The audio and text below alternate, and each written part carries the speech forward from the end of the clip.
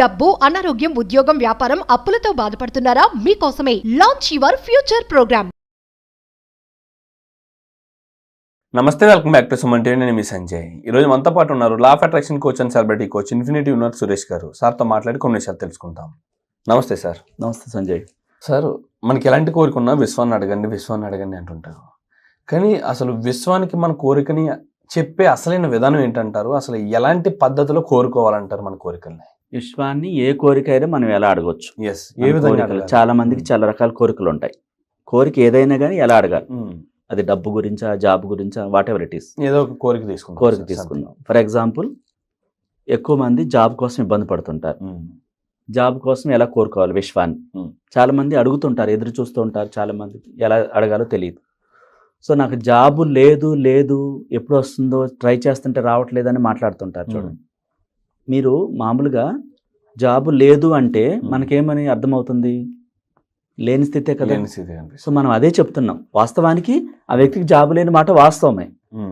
మరి లేదనే మాటని మనం ఎక్కువసార్లు మాట్లాడితే ఏమవుతుంది? అఫర్మేషన్ అవుతుంది అది. సో ఉన్నట్టుగా సృష్టించుకుంటే కదా మనకు రావాల్సింది వస్తుంది. అవును. సో జాబు లేదు అనే భావనని తీసేయాలి ఫస్ట్. మనమే ఎంటీ అయిపోతుంటాం. అక్కడ ఫిల్ చేయాలి. జాబ్ ఎలాంటిది కావాలి, ఏ కంపెనీలో కావాలి, ఏ టీచర్ పోస్టా, లేకపోతే ఒక లెక్చరరా, ఒక రైల్వేలోనా, సాఫ్ట్వేరా, ఫస్ట్ దాని పట్ల స్పష్టత ఉండాలి. ఒక వ్యక్తికి ఒక వస్తువు కావాలి అంటే దాన్ని క్లియర్గా కళ్ళతో చూడాలి. ఇమాజినేషన్. అట్లా ఈ జాబ్ ఏంటిది? జాబ్ అని ఒక మామూలుగా చెప్తున్నాం మనం. అనేక మంది అనేక రకాలు కోరుకుంటారు. కలెక్టర్ జాబ్ కోరుకుంటారు, రకరకాల జాబ్స్ ఉన్నాయి. దాని మీద క్లారిటీ ఉండాలి ఫస్ట్. నాకు జాబ్ వచ్చినందుకు విశ్వానికి కృతజ్ఞతలు అంటే యూనివర్స్కి ఏమీ అర్థం కాదు. ఎంటీగా అలా చూస్తూ ఉంటుంది అంతే. మనం మౌనంలో అలా ఎలా పంపించాము? ఈ జాబ్ ఏంటి కావాలని స్పష్టమని క్లియర్ అవ్వాలి. గవర్నమెంటా, రైల్వేనా, సెంట్రల్ గవర్నమెంటా, స్టేట్ గవర్నమెంటా, ప్రైవేటా, టీచర్ పోస్టా, రైల్వేలోనా, లేకపోతే సాఫ్ట్వేర్ విదేశాల్లోనా, ఈ క్లారిటీ అనేది డిసైడ్ చేసుకోవాలి క్లియర్గా. అంటే మనం కోరుకునే కోరికపై ఒక స్పష్టత ఉండాలి. స్పష్టత ఉంటేనే కదా నెరవేరుతుంది. ఆ కోరికని మీరు మౌనంగా కూర్చున్నప్పుడు, ఆ జాబ్ ఆల్రెడీ కలిగి ఉంటే మీరు ఆ రోల్లో ఏం చేస్తుంటారు? ఒక టీచర్ అయితే ఆ స్కూల్లో లెసన్ చెప్తూ ఉంటారు టీచర్గా. అదే కాలేజీలో లెక్చరర్ అయితే ఆ స్టూడెంట్స్కి ఒక ప్రొఫెసర్గా లెసన్ చెప్తూ ఉంటారు కదా. దాంట్లో లీనమైపోవాలి, ఆ పోస్ట్లో లీనమైపోవాలి. దానికి ముందు ఆ కంపెనీకి వెళ్ళి అది ఇంటర్వ్యూలో సక్సెస్ఫుల్గా చాలా అద్భుతంగా మీ టాలెంట్ ప్రదర్శించినట్టుగా అంటే ఊహించుకోవాలంటారా? ఎస్. ఇప్పుడు మనం లేదనే మాటను ఎక్కువ మాట్లాడొద్దు అంటున్నాం. అవును. లేకుండా మరి ఉన్నట్టుగా ఎలా సృష్టించాలో చెప్తున్నాం మనం. లేదు అన్న భావన లేకుండా చేసేస్తుంది. పోస్ట్ రాకుండా, జాబ్ రాకుండా చేసేస్తుంది.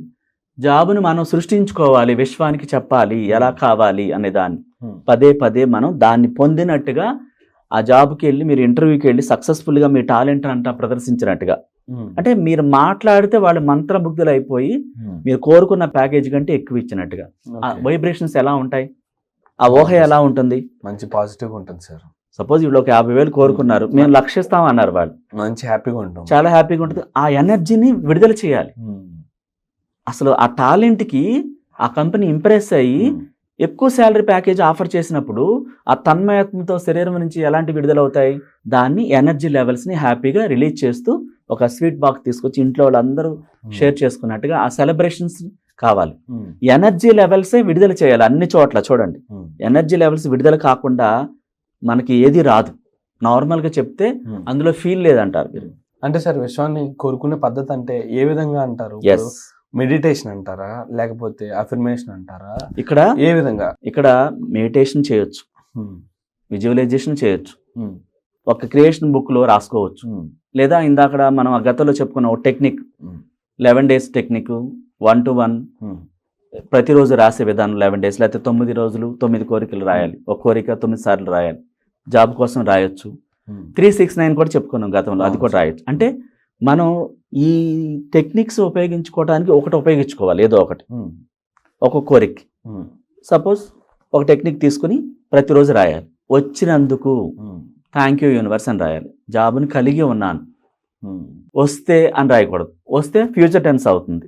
కలిగి ఉన్నాను అన్నది ఏమవుతుంది? Present you have already. ఇక ఇచ్చేయాలి యూనివర్స్కి. ఇంకేమనిపిస్తుంది? ఓకే, తను కలిగి ఉన్నాడు అన్నాడు కాబట్టి ఈ ప్రపంచాన్ని చైతన్యపరిచి తనకి ఇచ్చేయాలి జాబ్. వచ్చేలా చేస్తుంది. అంటే కోరిక మనం కోరుకోకుండా స్పష్టంగా జాబ్ రాదు. మన కోరికల విషయంలోకి ఎలా పంపించాలి? ఆ కోరిక పట్ల క్రిస్టల్గా క్లారిటీ ఉండాలి. అంటే మీకు ఒక జరిగిన సంగతి చెప్తాను. ఒక ప్రొఫెసరు ఉన్నారు, యూనివర్సిటీ ప్రొఫెసరు. ఆయన అనుకోకుండా చనిపోయారు కరోనా టైంలో. ఇంకా ఆ యూనివర్సిటీ నుంచి ఆ ఎరియర్స్ రావని చెప్పేశారు అందరూ తనకి, వాళ్ళ వైఫ్కి. తను కూడా అవునా రావా అని చెప్పేసి తను వదిలేసుకున్నారు అసలు. అంటే వాళ్ళ హస్బెండ్ సంబంధించి ఎరియర్స్ వచ్చాయి ఉంటాయి. అయితే వాళ్ళకి ఆ యూనివర్సిటీకి అవి రావు, ఇంకా ఫైల్ కూడా వెళ్ళలేదు, ఇంకా అనవసరం అని చెప్పేసి మేమే ఇంకా దాని హోప్స్ వదిలేసుకున్నామని చెప్పారు వేరే వాళ్ళు. తన హస్బెండ్కి రావాలి ఇతనికి. సో తిను నేమ్ కూడా యాడ్ చేయలేదు, అకౌంట్ యాడ్ చేయలేదు, ఏమీ చేయలేదు, అవి ఇక రావని చెప్తున్నారు అని మన క్లాస్ జాయిన్ అయ్యారు. జాయిన్ అయినప్పుడు మనం చెప్పినప్పుడు తను అది ఇట్లాగే టెక్నిక్ ఉపయోగించి ప్రతిరోజు రాసుకుని మనం ఏం చెప్పామో దాన్నే ఊహించుకున్నారు. విత్ ఇన్ డేస్లో తన అకౌంట్లోకి అమౌంట్ పడింది అనమాట. వాళ్ళంతా ఆశ్చర్యపోయారు. నువ్వేం డేస్ మేబీ 10 days కూడా అవ్వట్లేదు. అంటే అసలు ఆ ఫైలే కదలరు, ప్రభుత్వం మారింది, అది ఎవరు అసలు ఈ యూనివర్సిటీకి అది వచ్చేది లేదని చెప్పేశారు అందరూ, ఆ యూనివర్సిటీ వాళ్ళు కూడా, అకౌంటెంట్లు కూడా. కానీ తనకు వచ్చాయి. తను నమ్మి చేసిన తర్వాత అంటే ఆ విషయంలోకి విడుదల చేసింది. తన కెరియర్స్ వచ్చినట్టుగా, అకౌంట్లో క్రెడిట్ అయినట్టుగా, SMS వచ్చినట్టుగా, చూసుకున్నట్టుగా యాజ్ ఇట్ ఈస్గా జరిగింది అనమాట. ఇక్కడ హైదరాబాద్లో ఉంటారు ఆమె. వాళ్ళ హస్బెండ్ సంబంధించినటువంటి అనమాట రావని చెప్పినవి వచ్చినాయి. అంటే మనం కోరిక ఎంత శ్రద్ధగా పెట్టాలో మీకు ఉదాహరణ చెప్పాను. కోరికపై అంత బలమైన నమ్మకాన్ని పంపించాలి విషయంలోకి. మనం పంపించకుండా రాదు. సో మన కోరిక విషయంలోకి వెళ్ళి నెరవేరాలంటే ఒక 4 పద్ధతులు పాటించాలి. ఫస్ట్ది ఏంటి? మన కోరిక పట్ల క్లారిటీ ఉండాలి. ఏంటి అనేది క్లియర్గా ఉండాలి. ఆ తర్వాత ఆ విశ్వాన్ని ఈ కోరిక నెరవేరుస్తుంది, నాకు ఖచ్చితంగా తీరుస్తుందని నమ్మాలి. తర్వాత ఆ కోరికని చాలా ఇంట్రెస్ట్గా, ఇష్టంగా విషయంలోకి పంపించాలి. రాయటం కానీ ఇష్టంగా రాయాలి. రాసిన తర్వాత దాన్ని గ్రాటిట్యూడ్తో విషయంలోకి పంపించాలి. అంటే పూర్తిగా నమ్మాలి, పూర్తిగా విశ్వసించి కృతజ్ఞతలు చెప్పాలి. ఆల్రెడీ వచ్చేసినట్టుగా, పొందినట్టుగా, పొందేసిన భావాన్ని వ్యక్తం చేయాలి. లాస్ట్లో ఆ చిరునవ్వుతో, కృతజ్ఞత భావంతో ఉండాలి. ఈ 4 టెక్నిక్స్ పాటిస్తే ఆ కోరికకి ఈజీగా విషయంలోకి వెళుతుంది. పొందిన అనుభూతులు, ఆ చిరునవ్వు, ఆ ఆప్యాయత బయటికి రిలీజ్ చేయాలి. మనం రిలీజ్ చేసినప్పుడు ఈ భావాలన్నీ కూడా తొందరగా కోరిక నెరవేరడానికి షార్ట్ కట్ అనమాట. Thank you sir. Thank you. Most welcome sir.